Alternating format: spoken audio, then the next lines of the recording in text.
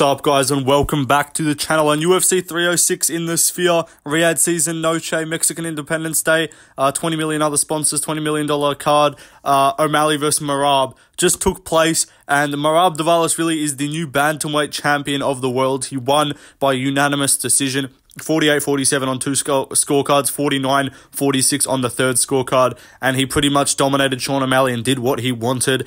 Alexa Grasso lost her belt by 50-45 unanimous decision in the trilogy to Alexa Grasso, or to Valentina Shevchenko, I should say.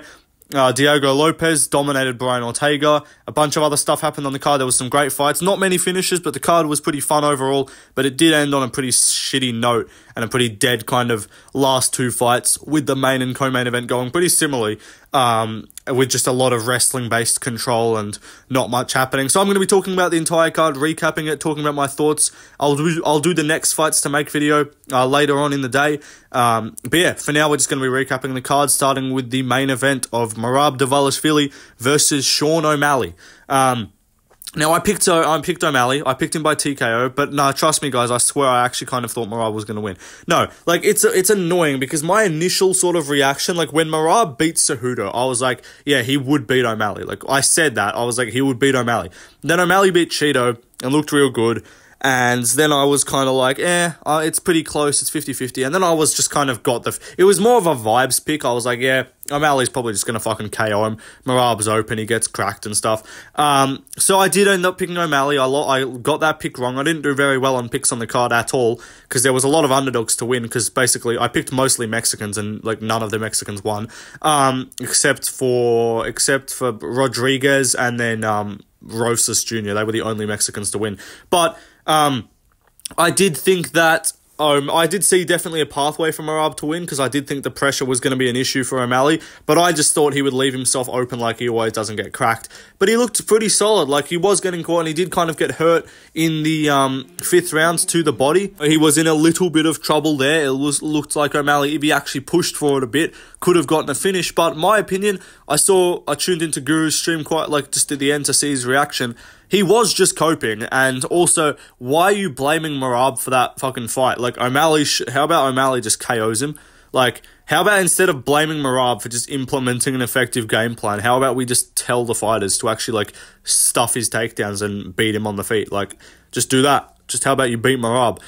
He's not an unbeatable fighter. There's a pathway to beat him. O'Malley just didn't do enough. He let himself just get ragdolled. He wasn't physically strong enough. And yeah, Merab looked great in this fight. His top control was good. And this is probably the most I've actually seen Merab gain top control and do stuff on top and land ground and pound and actually attempt some submissions, I guess. They were never really close to being in at all. But it was the first time Merab actually looked pretty good on the ground and not just spamming takedowns 20 million times and then just holding him against the cage. Like, a lot of it was ground control time. O'Malley wasn't able to get up as easily as other people have been, like Peter Yan or like Cejudo were able to just get up, or Aldo, who didn't get taken down once. Just how good is Jose Aldo's takedown defense. Cejudo got taken down by this dude. Peter Yan got taken down like 7 times by this dude or something like that, or maybe like 10 times, I think it was. Way more than that, actually, yeah. And then O'Malley got taken down like 6 times by this dude. So for Aldo to not get taken down a single time is pretty fucking impressive. But yeah, it's a really impressive performance. He adds another former champion or another champion to the resume. That's Peter Yan, Jose Aldo, Henry Cejudo, and now Sean O'Malley. If this guy beats if he beats Umar and then Figueiredo, he's like the bantamweight go easily. Like, I think he kind of already is, but like, he already kind of has an argument based off like level of opposition that he's beating. Like, this win, in my opinion, is better than like Dominic Cruz beating TJ Dillashaw. That's my opinion. But maybe O'Malley's just like completely overrated and mid. But yeah, O'Malley looked kind of mid. Looked like he was trying to find the shot the whole time and do his little timing and do his little fucking I'm gonna get a step back walk-off KO and a highlight reel, instead of just it looked a lot like how Izzy was kind of striking against Strickland, in the sense that like he was doing too much. He was kind of trying to set him up and do all this, and he just wasn't able to. Like, Merab got his momentum, and you can't let Merab get momentum, because otherwise he just keeps it and you won't beat him. So yeah, it was very impressive of a performance from Merab. Early on in the fight, it was really weird. He started talking to Tim Welch like straight away and was like pointing at him. Herb Dean had to stop the fight. I think it was like the second round maybe, where Merab then had him down, or maybe in the end of the first, Merab had him down in a sort of like guillotine position like Jones did against Garn, started kissing the back of O'Malley's head or whatever, or neck, and then with like 4 seconds to go, 5 seconds to go, stands up and walks away before the buzzer went, and then O'Malley just clocked him. It wasn't illegal, it was a normal punch. The bell hadn't gone yet, and he just clocked him, so that was weird. There was a lot of weird shit that happened. O'Malley went for like an armbar or a triangle at one point and grabbed the gloves, so yep, who cares, cheating. And Herb didn't take a point, but he separated them and didn't give O'Malley back like the position of like having his arm or whatever. So yeah, O'Malley just wasn't able to do anything. He was just like a whole lot of yap in the build-up, a whole lot of I'm going to snipe this dude, knock him out viciously and highlight reel KO him, and he just didn't back that up. He looked mid, he didn't look very nice. Like his striking looked okay, and he did well with like some knees and stuff, and he landed some shots, but he didn't put pressure on Merab at all. And at no point during this fight did it look like, yeah, I'm down, I have to fucking like bite down on the mouthpiece and win this fight. And yeah, it's just a weird performance from him. Like, I was gonna pick Umar to beat him if they fought. If he'd won this and then fought Umar, I was probably like thinking of picking Umar. But no, Merab doesn't. Merab's just a nightmare matchup for fucking pretty much everyone. Interesting to see how we'll go against Umar. Umar, I think, is a more difficult matchup because I think Umar's wrestling is a lot better. But still, this guy's out-wrestled Cejudo, out-wrestled Peter Yan, so who's to say he can't just out-wrestle Umar? But yeah, overall, good performance, dominant performance from Merab. He'll be in the pound-for-pound rankings. He's the new bantamweight champion.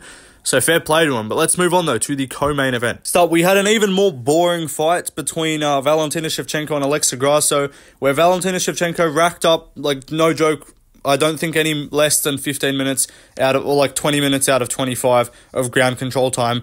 It was very clear in this fight after about the first round that Grasso just didn't have the takedown defense necessary to win, and she had no get-ups as well. I don't think she got up like once. Maybe she got up like a couple times in the middle rounds, but Valentina would get her down. She had some moments, Grasso. She had some like brief submission attempts that were somewhat minorly close, but apart from that, Shevchenko took her down easily. I picked Grasso. I got this one wrong as well.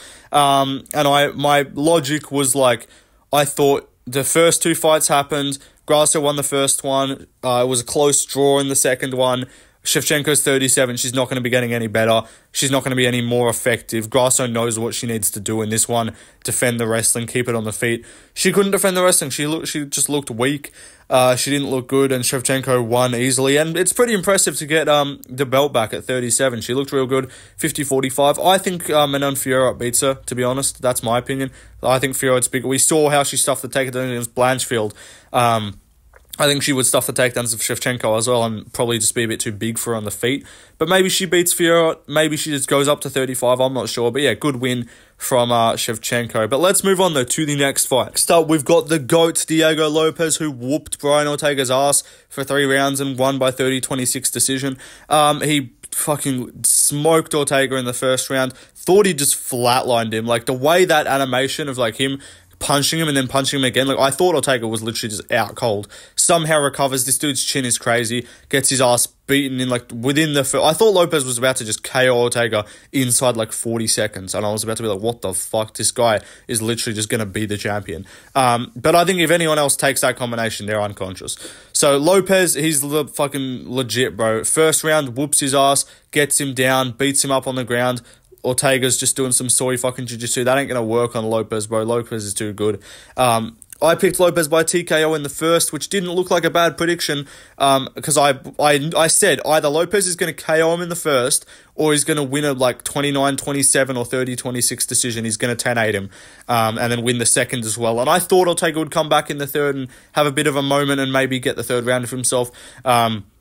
But he got his ass beaten in the third as well. Lopes was just winning clearly. Ortega just didn't have the power to do anything to him on the feet. He's not strong enough to take Lopes down. He didn't succeed a single takedown in this fight.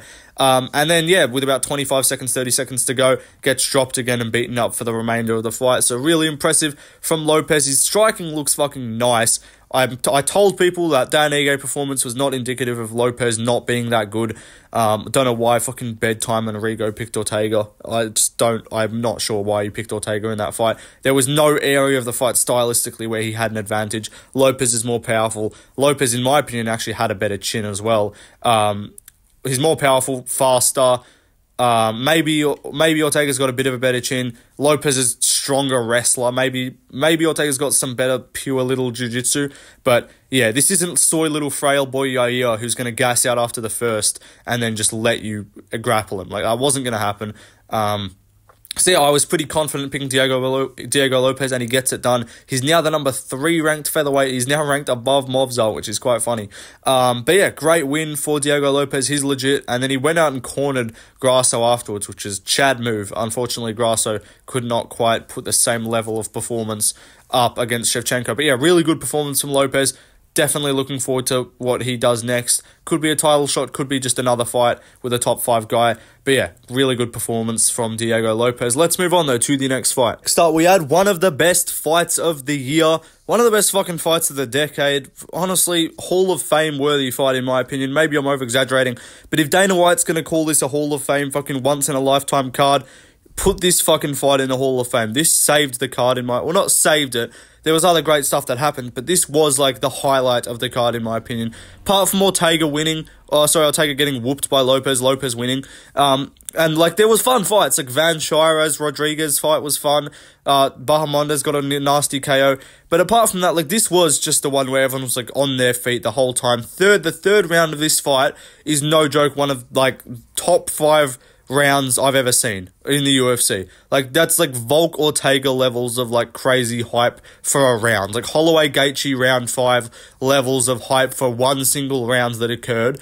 Absolutely nuts. The Zellhuber took all of those shots from Ribovics and was still fighting back. He obviously lost a round. He dropped Ribovics as well earlier on in the third round. It was like a 1-1 either way, in my opinion, going into the third, or it could have been 2-0 Zellhuber.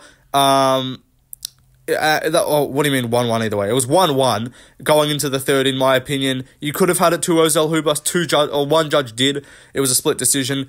I'm surprised no one gave the third round a 10-8 for Ribovics. I guess there was no knockdowns, but still, this fight was crazy. He rocked him. I don't even know what he rocked him with, but he hurt Zellhuber and was just landing so many punches. I think he landed like literally 100 strikes in the third round. Crazy output from Ribovics to knock us out. Just tough guy with a chin. Again, like some of these fights, like Ribovics and then Bahamondes, I wanted to pick both of them, but I was like, nah, bro, the Mexican's going to fucking win. The Mexican's going to have a good performance. I picked the Mexican. Mexicans aren't fucking good at all, apparently. Like, all of them except for Rosas and Rodriguez did shit. And even Rodriguez looked shit. And Rosas took to a decision. Like, the Mexicans really didn't perform very well on this card. I wanted to pick Bahamondes because I was like, yeah, if he shows up at his best, he's going to beat Torres, because Torres isn't all that, like, in my opinion. He's just aggressive as fuck. And Bahamondes has lost to John McDessie, so I was like, oh, I can't trust him to not just show up looking shit. But no, he looked great. And then Zellhuber Ribovics, I was like, Ribovics could just bite down about this and just be too tough for him and get past the range and stuff. But I was like, fucking Zellhuber will probably outpoint him to a decision. But no, this fight was sick. I'm not even going to complain about picks because of how sick the fight was. Absolutely nuts. One of the best fights I've seen. Crazy stuff. Honestly, wouldn't even complain if this got inducted into the fucking Hall of Fame. It should win Fight of the Year. This is the front runner for Fight of the Year, in my opinion. It won't win it because they're going to give it to fucking Poirier versus like Makhachev or Holloway Gaethje, even though Holloway Gaethje was not that good of a fight apart from the finish. But no, in my opinion, this is my fight of the year so far. But let's move on though to the main card opener. Had another really fun fight in the main card opener. Ronaldo Rodriguez versus Ode Osbourne. Ode Osbourne basically flatlined this dude in the first round. I thought he was done. I was like, oh my god, there's no way. He took so much shit, gained so much fan favoritism. Like, everyone liked you after that press conference and he's about to get KO'd. But the referee lets him get back in it. The referee did a good job there. Rodriguez fights back, was in a triangle for a little bit, gets out of that, and then wins the second and third, in my opinion. Second round, he clearly won, got a bunch of ground control. Third round was relatively close, but he got it done. I think it was a unanimous decision, 29-28. Might have been a split, I'm not sure. I think it was unanimous for Ronaldo Rodriguez, so great win for him. Definitely a fan favourite, fun fighter, got a bit of a chin issue with how you got dropped in the first round, but obviously good recovery and good ability to stay in there as well. So yeah, fair enough, good performance from Rodriguez. Definitely a bit questionable, needs to get his defense working a bit better, needs to work on some like better submissions and stuff, because he had the back and he was like hammering away in the second round, looking like he could have got a stoppage. So yeah, good performance from Rodriguez, fun fight between the two of them. I thought he was going to win by submission and gets it done by decision. So fair enough for Ronaldo Rodriguez. Decent performance. Let's move on, though, to the prelims. So this was one of my more surprised kind of outcomes on the card, to be honest. I really didn't think Norma Dumont was going to win. I thought unless she grappled and just lay and prayed Aldana, I didn't think she was going to win. But she didn't take down Aldana at all. She just stood with her and won on the feet and whooped her ass, cut her open badly, and beat her up on the feet and outboxed her, which is crazy because Aldana's always been like considered one of the better strikers in women's MMA or in the women's bantamweight division. She's always looked good. She even kind of gave Nunes a couple decent shots on the feet in their fight. And Dumont's just outboxed her and won 30-27. So fucking fair enough. Norma Dumont gets the win. Looked good. I was kind of zoned out of this fight. We were having some fun on stream, just yapping and stuff. I wasn't really paying too much attention. But yeah, I picked Aldana. I was really confused why Norma Dumont ended up, I think, closing as the favourite. So yeah, good win for Norma Dumont. She looked good. Unfortunately, was wearing loose shorts, which definitely took away from the viewing experience, but the cameraman still did his best. So yeah, good job to Norma Dumont. But let's move on, though, to the next fight. Next fight was Ignacio Bahamondes with a first-round TKO over Manuel Torres. This was one of my predictions as well, where I did kind of think Bahamondes could win, but again, I got baited into picking the Mexican. And yeah, like my initial lean for this fight was Bahamondes. I was like, he's going to be too technical on the feet. Torres isn't that good. He was kind of getting cracked by Mota, so I should have stuck to some of my initial instincts for this card, for these predictions. But it is what it is. He looked great, and again, I kind of just deconvinced myself by looking. I got to stop looking through people's records and being like, oh, you lost to this guy, no way he beats Torres. I thought Torres would just bum rush him and be too much. He looked okay. Torres was landing some good shots early, but then he got counter right hand, dropped bad again, similar to the Rodriguez one. I thought he was just going to be put out and stopped. Referee lets it go. Gets back, he's again looking like Dricus du Plessis, but without a chin, just running in with his hands by his waist and gets dropped bad and finished in the first round. So great performance from Bahamondes, definitely deserves a bonus. There was only 2 finishers on the card. It was him and then Souza, who I'll talk about in a second, were the only 2 finishers on the entire card. No Mexicans getting the bonus. Edgar Shires at the press conference asking, Dana, what about some extra money for the hard-working Mexicans? None of you fuckheads won. You all suck. But yeah, good win for Bahamondes. If this guy shows up, like if we see the Bahamondes that showed up tonight, I think he beats a lot of guys at the top 15 of lightweight. I think he's a problem on the feet to deal with when he's on. When he's not on, also, just how good is Ludovic Klein? Ludovic Klein 30-27, this dude dominated him. So yeah, crazy. And then back-to-back KOs for him in his next 2 fights after that Klein fight. So yeah, he's still young. He's 27, Bahamondes. Maybe his earlier losses in his career to like Klein and McDessie was just him being inexperienced and shit. But I think he's getting into his own now and he's starting to really look good and prove himself. So yeah, great performance for Bahamondes. Let's move on though to the next fight. So we had another first round finish as Souza choked out Yasmin Jauregi in the first round. She dropped her and then just jumped on her back and put her unconscious, and the referee had to stop the fight because Jauregi was just asleep. Great win for Souza, not much to say. Fight didn't go for that long. She just dropped her bad, hurt her, jumped on the back straight away. She's got finishing instincts, I'll give her that. Souza again, I should have just picked them all. This is one of the picks. I'm not going to cope about this one. This was like pretty much everyone picked Jauregi. But yeah, she probably the upset of the card for sure. And if for some reason you picked Souza, I mean, pick the more lesbian person. That's, I guess, the new meta to just go with his pick the less attractive woman. I mean, Jauregi's not exactly attractive either, but she's straight, so puts her at a disadvantage. So good job, Souza. She also got the other bonus. But let's move on to the next fight. So we had Josh Van against Edgar Shires. Another great fight, and round 2 of this fight was also a good contention for one of the better rounds of the year too. Van was whooping Shires' ass on the feet, hurting him badly, hurt him to the body. Van's boxing combinations are sick, right? And then Shires dropped him or hurt him with like a spinning back fist. Van was kind of wobbled, but he gets the takedown. Shires won the first. He dropped Van. Van has a bad habit of getting dropped in the first. He got dropped by Borjas as well. I don't like how many times he gets dropped. But he gets back into it, and he looked good in the second, and then the third round, he just whooped Shires' ass again, just took him down and beat him up on the ground. Josh Van looked solid. I liked his performance. Happy to see him get a win as well because I've been wanting to see Van get a win. I was really sad to see him lose to Charles Johnson. So happy to see Van get the W.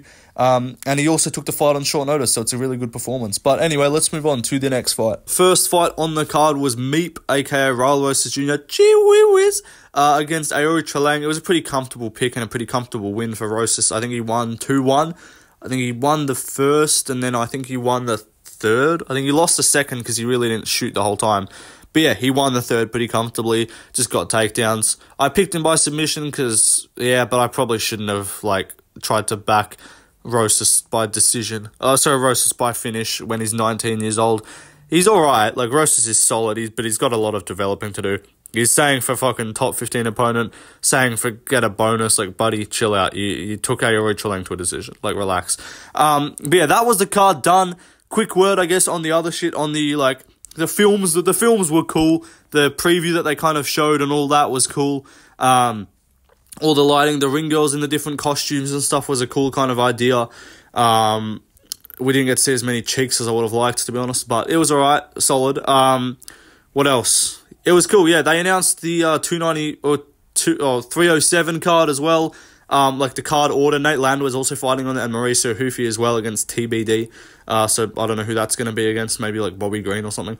Probably not. It's just like Sadikov or some other random guy. But yeah, that'll be cool. Card order's really weird for that one. For some reason, Jose Aldo and Wonderboy are on the prelims, but then Thompson versus Kevin Holland. Sorry, Holland versus Delidzi's on the main card, and Kayla Harrison's on the main card, which is weird.